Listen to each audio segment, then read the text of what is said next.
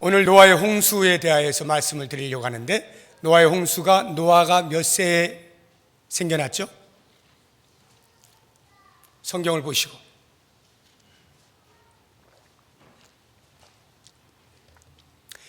전부 다 지금 600세라고 말씀하신 거죠? 노아가 600세 되던 해에 홍수가 임했습니다. 무두셀라, 성경에 기록되어진 가장 오래 산 사람 무두셀라가 969세를 살았는데 그가 죽던 해입니다. 동시에 아담의 때로부터 몇 년이 흘렀는가를 계산해 보면 1656년이 흐르던 그 해에 드디어 하나님께서 세상을 심판하시는 홍수가 이 땅에 임하게 됩니다. 창세기 7장의 말씀은 그렇게 임한 홍수 사건 속에서 하나님께서 예비해 놓으신 방주를 통하여 노아와 그 가족들 그리고 짐승들이 어떻게 구원을 받는가 하는 부분에 대하여 기록을 해놓고 있습니다. 이 7장 전체의 말씀 속에서 우리가 몇 가지 함께 생각을 해보려고 합니다. 그 가운데 가장 먼저 생각해 볼 것은 과연 우리가 노아의 홍수 사건을 대할 때에 어떠한 질문을 던져야 할 것이냐라고 하는 부분입니다. 우리는 쉽게 노아의 홍수하면 과연 이 홍수 사건이 진짜로 일어난 사건인 것인가 라고 하는 것에 대한 질문을 던지곤 합니다.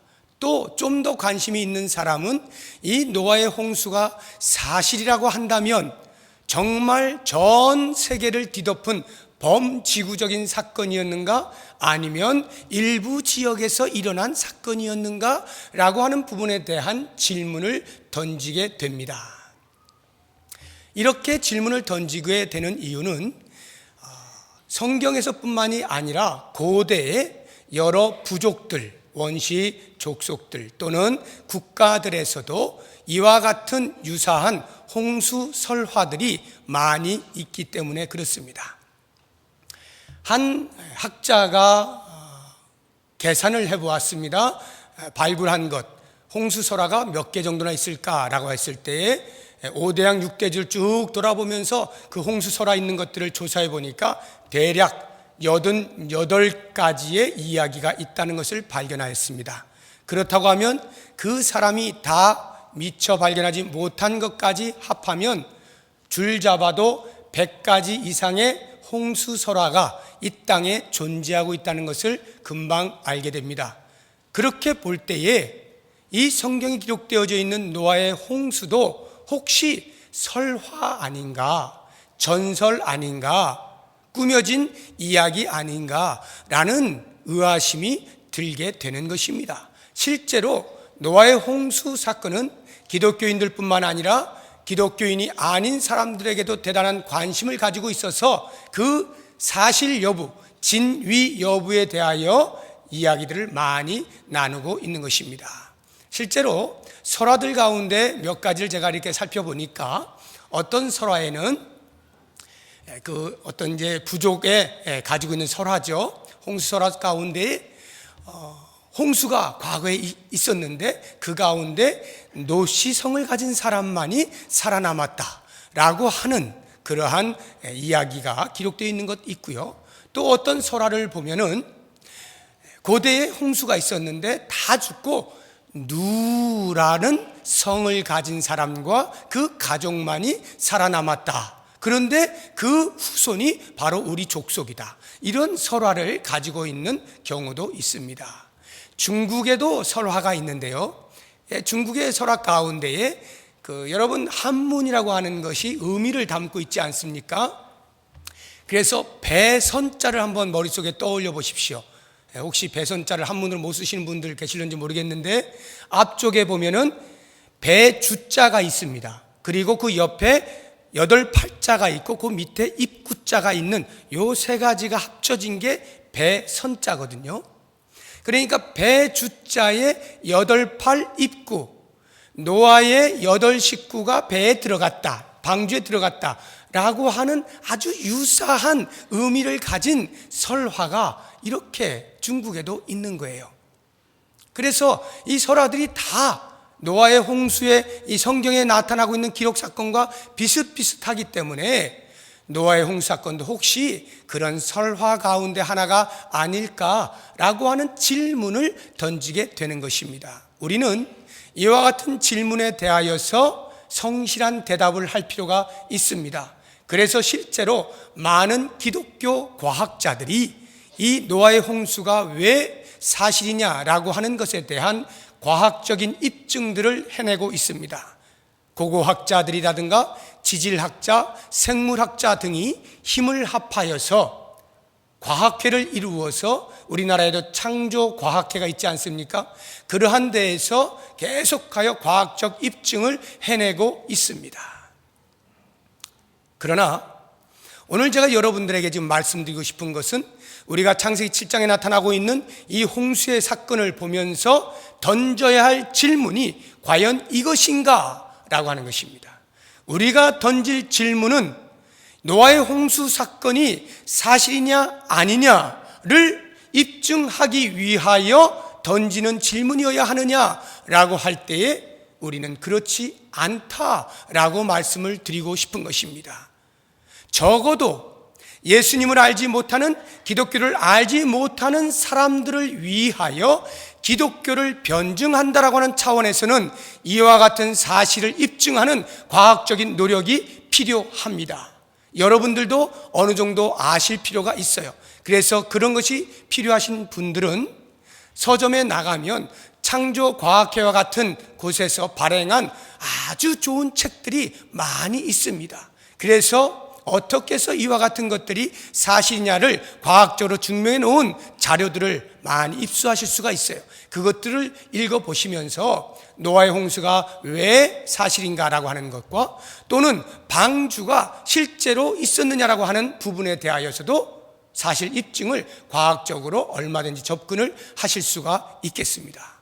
다만 저는 오늘 이 시간에 그와 같은 질문보다는 우리의 신앙함에 있어서 노아의 홍수 사건이 무엇을 의미하느냐라고 하는 우리의 믿음의 견고함을 위하여 이 말씀을 바라볼 때에 던져야 할 질문이 따로 있다라고 하는 것을 말씀드리고자 하는 것입니다.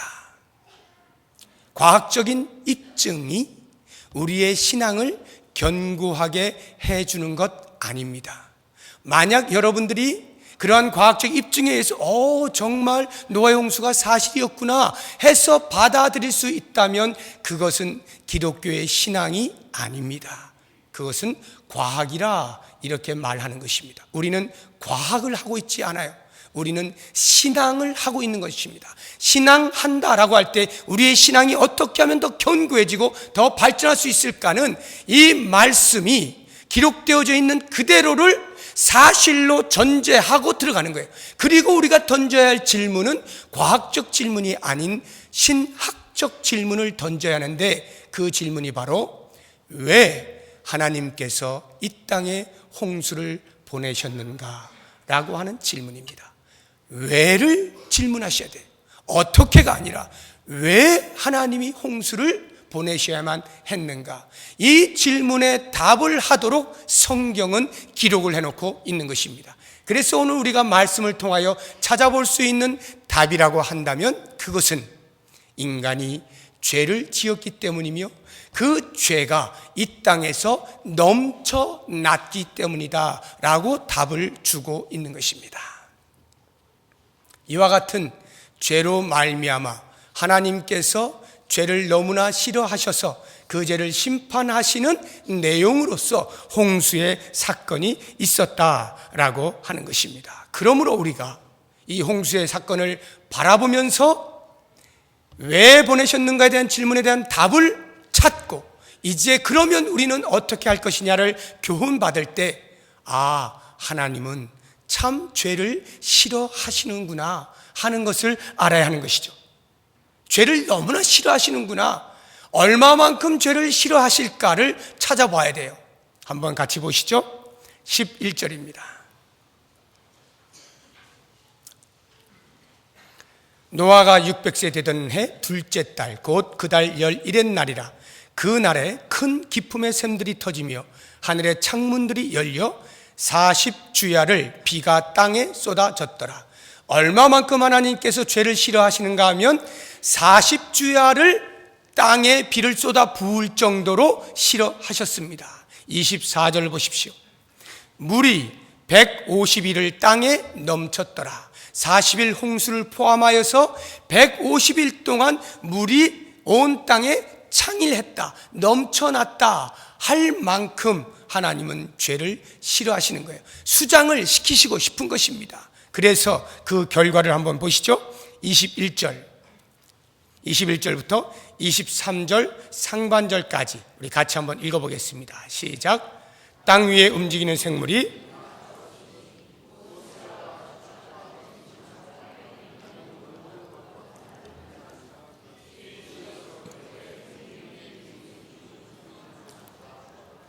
지면의 모든 생물을 쓸어버리시니 곧 사람과 가축과 기는 것과 공중의 새까지라. 거길 보시면 남아난 것이 하나도 없죠. 범지구적일 수밖에 없죠. 하나도 남김없이 물속에 다 잠기게 만들었어요. 수장을 시켜버린 거예요. 그 정도로 하나님께서는 죄를 싫어하시는 거예요. 이 땅에 남아있는 죄 하나까지도 다 물속에 잠기도록 남아있지 아니하도록 제거하시고 싶으실 만큼 죄를 싫어하시는 하나님인 것을 우리가 알고, 그러면 나는 어떠한 삶을 살아야 할 것이냐? 하나님처럼 죄를 싫어하는 삶을 살아야 되겠다. 죄를 멀리하는 삶을 살아야 되겠다. 죄와는 아예 가까이 가지도 않고 죄의 마음을 품지도 않는 그러한 정결한 삶을 살아야 하겠다라고 하는 결심을 할 수 있어야 되는 거예요. 우리가 노아의 홍수를 보면서 정말로 던져야 할 질문이 바로 여기에 있습니다. 왜 홍수를 보내셨는가? 나의 죄 때문이다. 그러므로 나는 더 이상 죄를 범하기를 즐거워하지 아니하고 그 죄를 끊어 버려야 되겠다라고 하는 결심을 내릴 수 있어야 하는 것입니다. 이제 창세기 7장의 말씀에서 우리가 두 번째로 같이 생각해 볼 것은, 그럼에도 불구하고 하나님은 참 자비하신 분이시다라는 것을 알 필요가 있습니다. 하나님께서 홍수를 내리실 때 단 한순간 인간이 죄를 지었다 하여서 그 죄에 대한 대가로서 홍수를 보낸 것 아닙니다. 참 오랫동안 참으셨어요. 얼마만큼 참으셨을까요? 누가 범죄하였습니까? 아담과 하와가 범죄하였죠. 그 아담과 하와의 범죄에 대한 결과가 이렇게 홍수로 나타나는 것인데, 그때로부터 홍수가 있기까지 1656년이라고 하는 세월을 하나님께서 기다려 오신 거예요.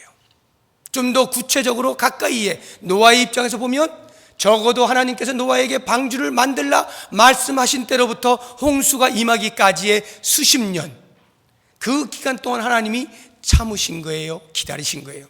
더 구체적으로 가장 홍수에 근접한 때를 치자고 하면 4절을 보시기 바랍니다. 지금부터 7일이면 내가 40주야를 땅에 비를 내려 내가 지금 모든 생물을 지면에서 쓸어버리리라. 노아에게 방주로 들어가라 명령하시고 다 들어간 것을 확인한 다음에 문을 닫으시고는 그때로부터 내가 7일간을 기다리겠노라 말씀하시는 거예요. 10절도 보십시오. 7일 후에 홍수가 땅에 덮이니. 7일을 기다리셨다가 드디어 홍수를 보내셔요. 왜요? 7일이 무엇입니까? 하나님께서 기다리시는 거예요. 뭘 기다리십니까? 회개할 자 한 명이라도 있을까 기다리시는 거예요. 즉 하나님께서는 죄에 대한 대가를 치르게 하시지만 일순간에 단 한 번의 죄로 인하여 그렇게 금방 벌하시는 것이 아니라 회개할 기회를 주시는 자비의 하나님이시다 하는 것을 알 수가 있는 것입니다. 그래서 이 사실을 알고 있었던 베드로가 자기와 같이 그렇게 불같은 성격을 가진 자신을 하나님께서 끝까지 용납하시고 기다려주시고 드디어 그리스도의 사도로서 거듭날 수 있도록 참아주신 그 하나님의 성품을 이렇게 소개하고 있습니다. 베드로서 3장 9절, 주의 약속은 어떤 이들이 더디다고 생각하는 것 같이 더딘 것이 아니라 오직 주께서는 너희를 대하여 오래 참으사 아무도 멸망하지 아니하고 다 회개하기에 이르기를 원하시느니라. 멸망을 목적하지 아니하고 회개하기를 기다리시는 하나님의 이 자비하심. 그래서 요나를 통하여 니느웨가 얼마나 범죄하였는지 내가 너희를 심판할 것이다를 알리게 하실 때에도 요나가 가서 외칠 때에 앞으로 40일 후면 하나님의 심판이 이 성에 임할 것이다라고 외치지 않습니까? 하나님이 40일의 유예 기간을 두시는 것입니다. 회개할 기회를 주시는 거예요.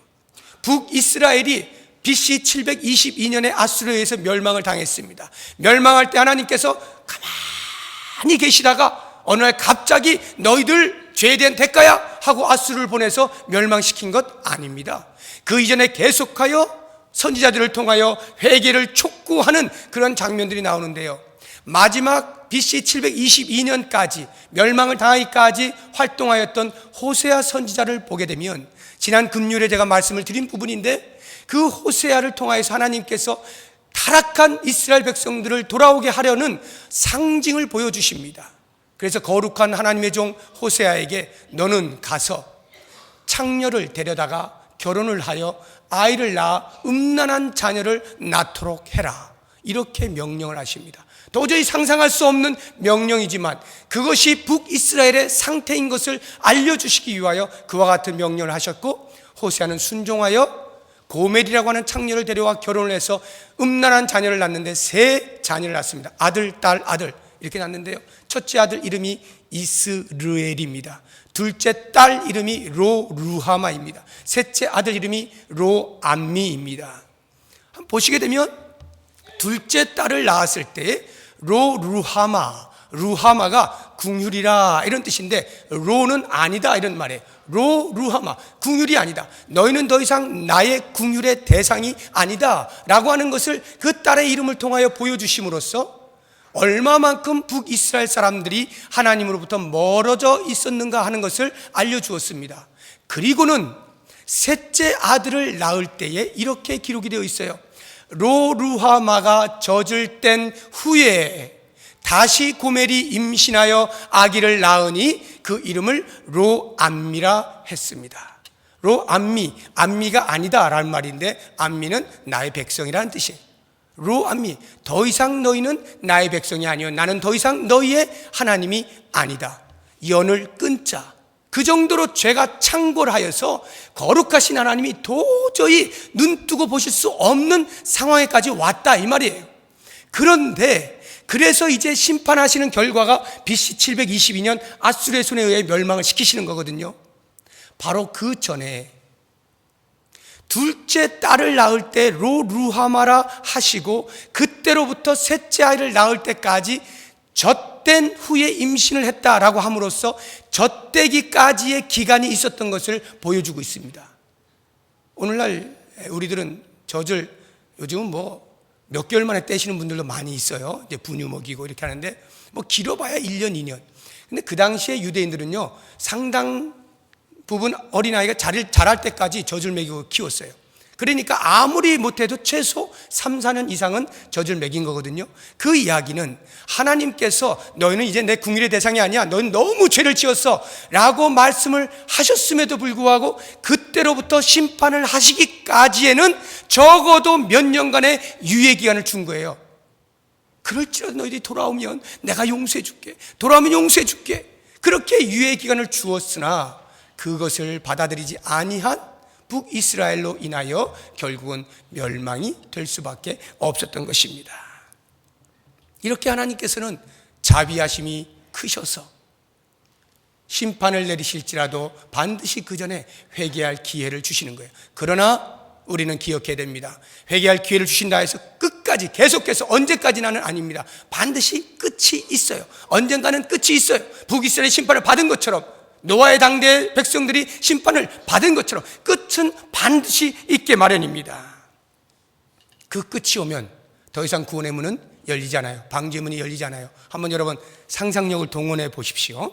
노아 당대에 이제 7일의 그 유예기간을 주었음에도 불구하고 그때에 적어도 몇몇 사람들은 보았을 거 아니에요. 노아의 식구들이 들어가고 또 각종 짐승들이 쫙 와서 얼마나 많은 종들이 왔겠어요. 정결한 짐승 암수 7쌍, 정결하지 않은 짐승 암수 2쌍, 공중에 나는 새들 암수 7쌍씩 들어갔으니 얼마나 많은 종들이 그 방주로 들어갔겠어요. 그러면 장관이잖아요. 그것을 백성들이 못 봤을 리가 만무하죠. 그것을 보았음에도 불구하고 아이고 저 미친 것들 하고 콧방귀를 꼈다 이 말입니다. 7일 동안.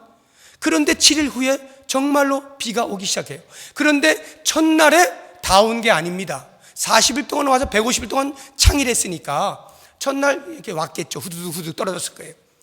백성들이 이거 봐라 진짜 비 온다. 그런데 뭐 그치겠지. 그런데 그 다음날 되니까 계속 오네. 발목까지 막 잠기는 거예요. 밭에 나가보니까 자기들 농가 밭이 다 물에 잠겨버렸어요. 야 이거 봐라 계속 오는데 홍수인가? 그 다음날 되니까 집이 막 반쯤 잠기는 거예요. 야 이거 그칠 생각 안 하네? 점점 마음이 어떻겠어요? 이거 진짜 그 미친 노아가 이야기했던 그게 진짜 사실로 이게 되는 거 아닌가? 이런 생각이 들면서 집이 막 이렇게 지붕까지 막 차오를 때는 어떻게 했겠어요? 그 백성들이 모르긴 몰라도 전부 방주로 뛰쳐가지 않았겠어요? 문 열어달라고 사실이라고 나 이제 알겠다고 인정하겠다고 문만 열어주면 내가 네 말 듣겠다고 그러지 않았겠어요?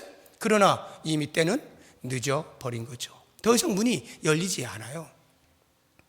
여러분 우리가 이것을 보게 되면서 과연 어떤 도전을 받아야 됩니까?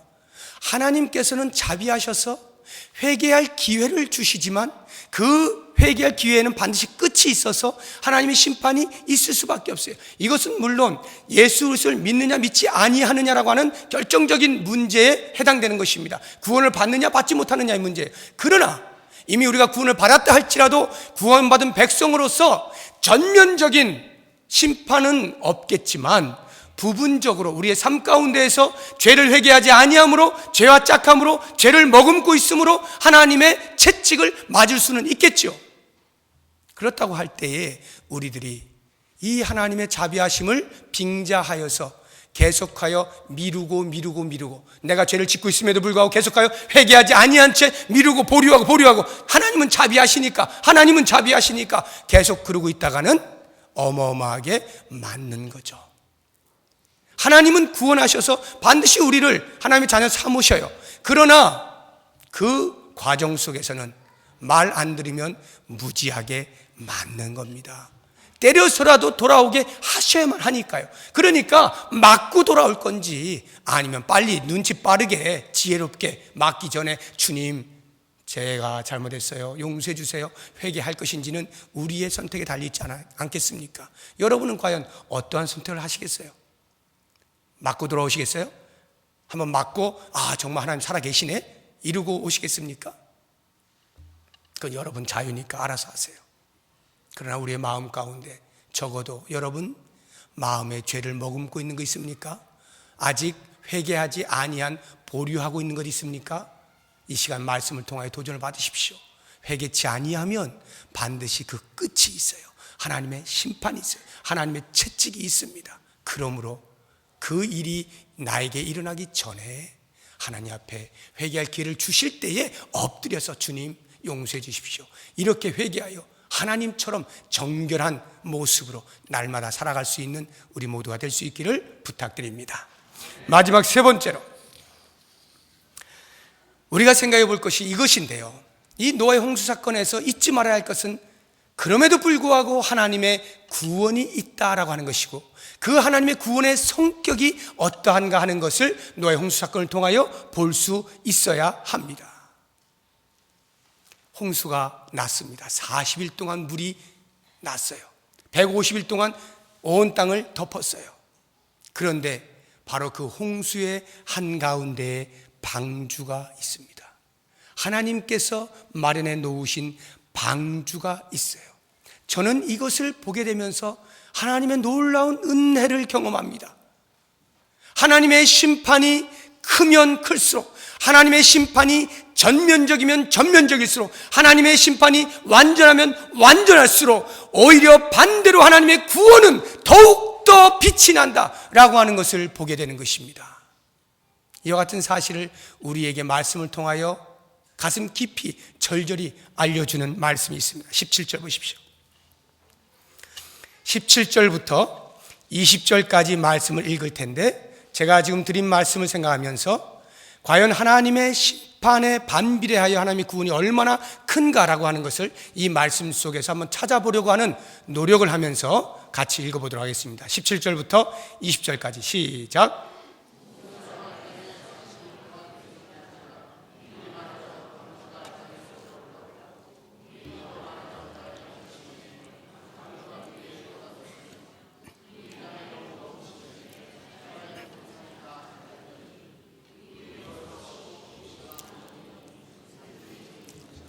아멘. 좀 보이시나요? 하나님의 구원의 은혜가 얼마나 큰지 한번 보세요. 17절. 홍수가 땅에 40일 동안 계속되었습니다. 어마어마했겠죠? 그러니까 그 다음 표현이 뭐예요? 물이 많아져. 물이 많아지는 거예요. 그러니까 방주는 어떻게 됐다는 거예요? 방주가 땅에서 떠올라요. 지금까지는 땅에 있었잖아요. 수십 년 동안 짓고 앉아 있는 거, 이 무슨 쓸모없는 네모 상자를 만들고 있나 하던 그 방주가 땅에서 떠오르는 일이 생겨났습니다. 18절. 물이 어떻게 됐다고요? 더 많아졌습니다. 하나님의 심판이 더 깊어지고 있는 거예요. 더 커지고 있는 것입니다. 그런데 그렇게 해서 땅에 넘치다 보니까 방주는 어떻게 됐어요? 땅에서 떠오를 것뿐만이 아니라 물 위에 떠다니기 시작하는 것입니다. 20절, 19절이죠? 19절. 물이 땅에 더욱 넘침에, 이 더욱 넘친다는 말이 무슨 말이냐면요, 원어로 보면요 좀 더 생생한데, 지금 물이 많아졌죠? 17절에 18절에 물이 더 많아졌죠? 19절의 표현은 뭐냐면, 원어대로 그대로 하면 물이 더 많아져, 이런 뜻이에요. 물이 더 많아져, 이것을 더욱 많아져, 이렇게 표현을 해놓은 거예요. 점점 심판이 커지고 있는 거예요. 그런데 보십시오. 물이 땅에 더욱 넘침에 천하의 높은 산이 다 잠겼어요. 그리고는 어디까지?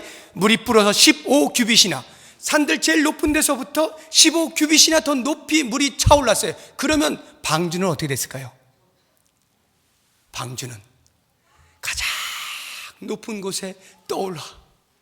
가장 높은 곳에 떠올라.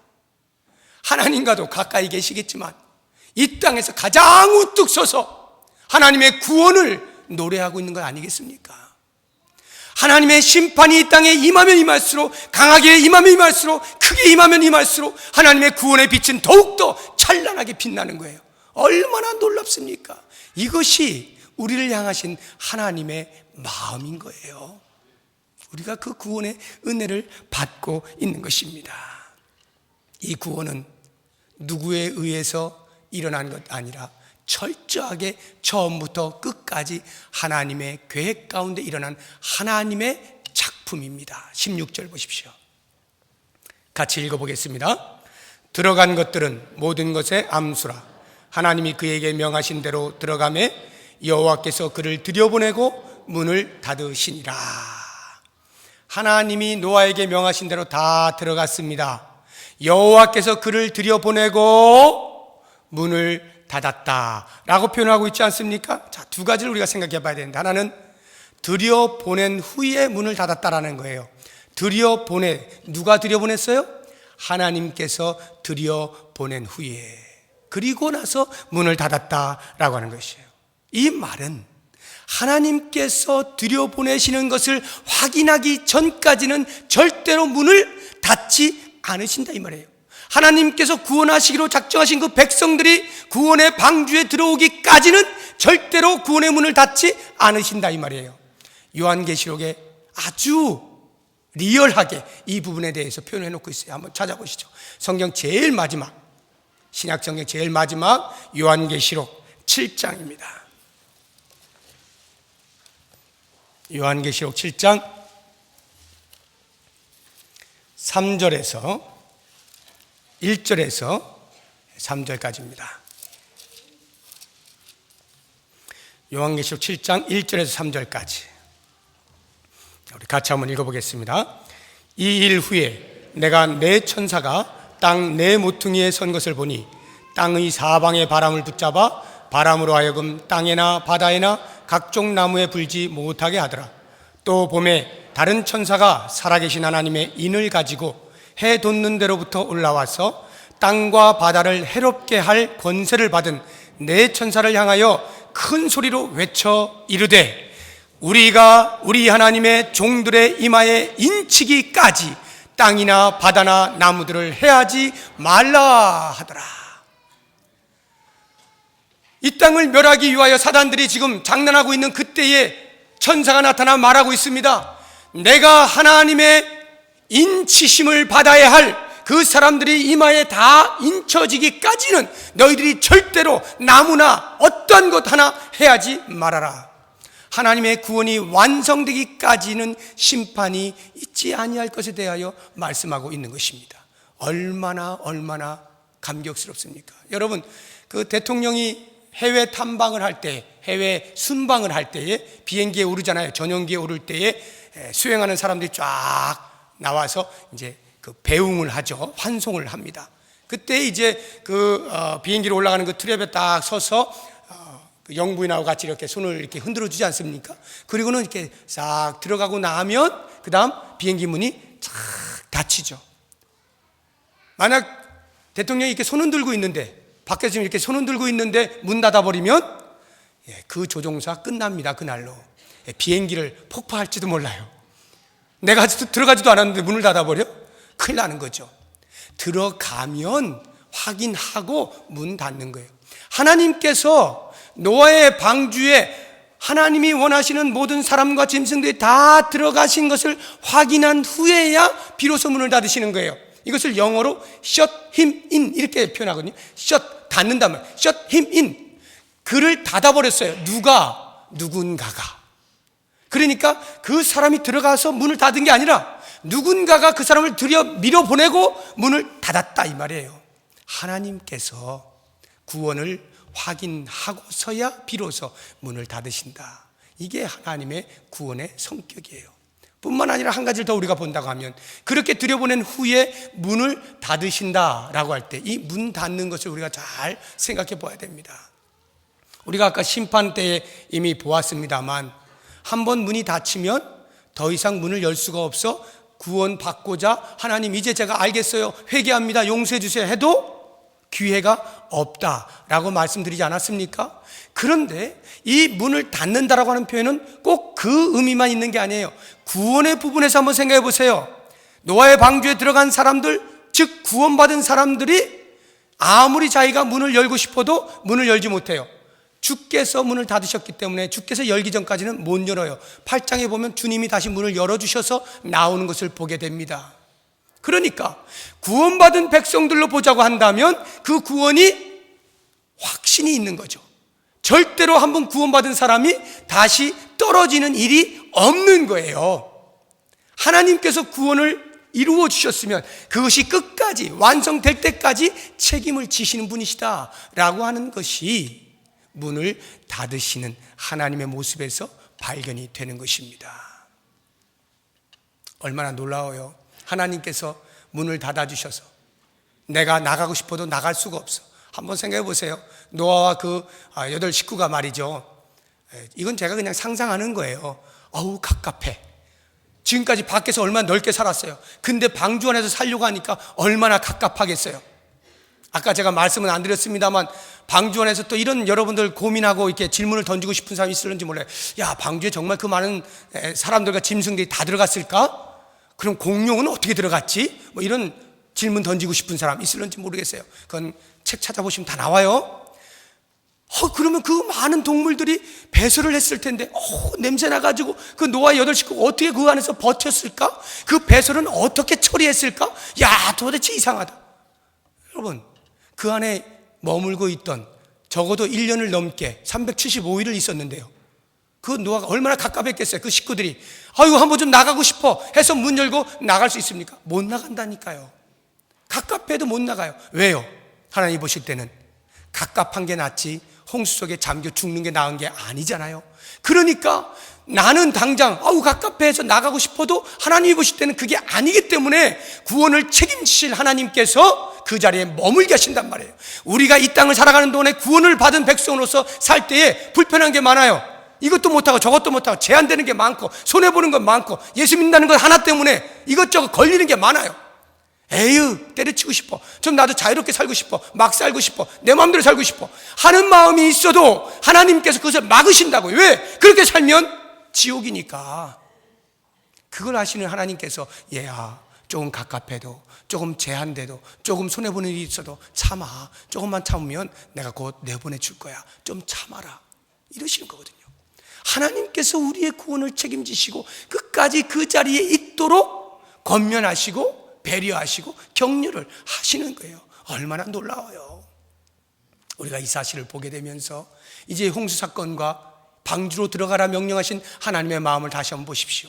이것은 우리에게 하나님이 이렇게 무서운 분이야, 그러니 까불지 말고 빨리 회개하고 돌아와. 물론 그것도 있습니다.